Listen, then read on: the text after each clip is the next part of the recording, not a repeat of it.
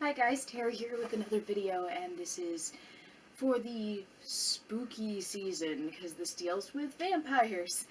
Yes, as the title suggests, we are going to be talking about Twilight. Now, very quick preamble.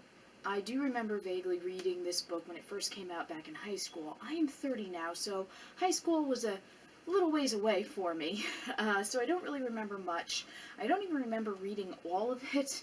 I thought I did, but I'm thinking about it now going, did I actually read all of it, or did I not? I don't remember now. I keep saying, yes, I've read the first book, but I'm like, you know what? We're gonna just say, conservatively, I probably did read it, but it's been so long that I don't really remember any details. So I'm kind of coming into this with very fresh eyes. I've seen the first movie also when it first came out, and that's mainly because I know people who like this franchise. That's one of the biggest reasons I decided I was going to do this. I have friends who enjoyed this book series, and they enjoy the movies, and you know what? I am the same. I read a lot of stuff, just a whole plethora of things, classics and modern stuff, and everything has problematic elements. Everything touched by human hands has some problem with it or whatever, so, and I'm sure there's worse than this. I'm sure there's better than this. I don't know. I'm not phrasing this quite well. It's a little late when I decided to do this, but this is when the house is quiet. My intention is to go into this with a more positive lens, not ignore problems or things that I deem to be a problem when I read, but to focus more or less on nicer things, basically, like to pay more compliments, because the way I approach books, movies, and things like that, yes, I've given some scathing reviews, and if I could go back and redo some of them, I honestly might go back and do some reviews over and talk more about the positives. I tend to review things that I enjoy and that I like, and I try to say nice things about almost everything I review. Not everything, but I try to be a little bit more positive when I review things, especially, again, since I review things that I enjoy. And I respect creativity, and I respect people's ballsiness to put their work out there. I don't have to like it, and when I look at a work in general, there are some works that I'm just like, that's just no. That's awful, or that's got a bad message behind it, and I don't like that message, or whatever, but at the same time, I also understand that creativity is just... I just respect creators in general. Obviously, there are things that I go, I don't really like that at all, or I think that misses the mark, or what have you. But as a general rule of thumb, I believe that people, when they're trying to create something, they're trying to put their best foot forward. I do think that people are trying to create something enjoyable and nice. Whether they succeed or not is debatable, but you focus your attacks on the work, not the person.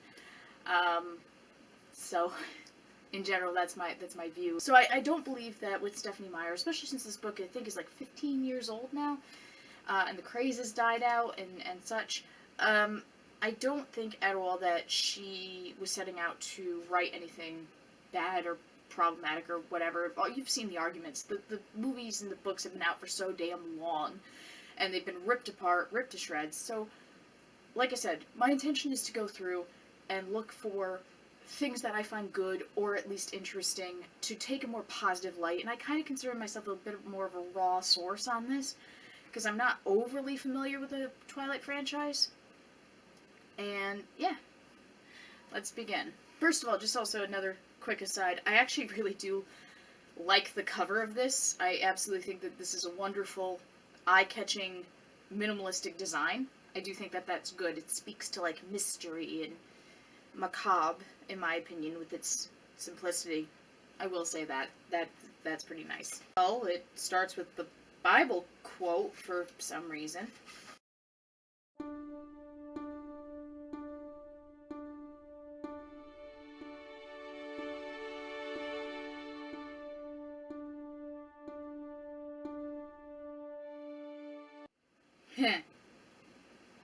Okay, I actually have to pause because there's something that here that made me laugh. I'm still obviously very close to the beginning.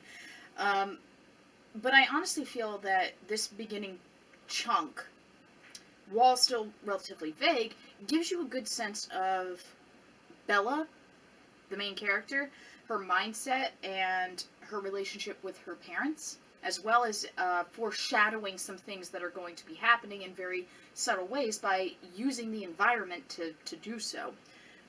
For example, she's been estranged essentially from her father. She only really spends like 2 weeks at a time every year with him, but for some reason now she's going to be living with him, and he lives in a town called Forks, Washington.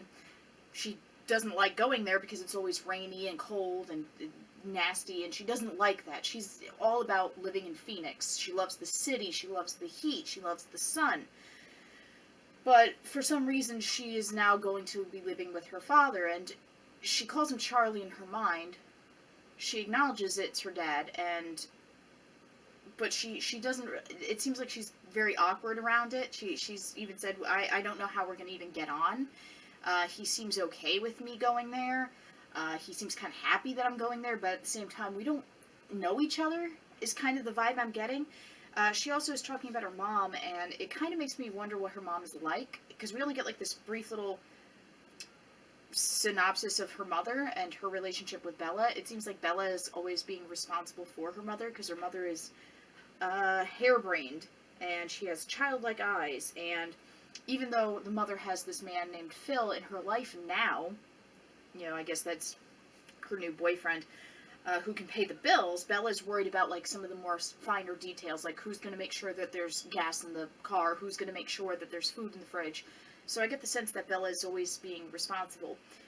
One thing that did make me laugh, though, is she's talking about going to live with Charlie, her father, and she's talking about getting a car. She wants to get a car for herself because her father is the police chief, and she doesn't want to drive around in his car because nothing slows down traffic like a cop. So she doesn't want to be in his car getting driven around because everybody will drive slow around it. And I'm like, that's kind of funny.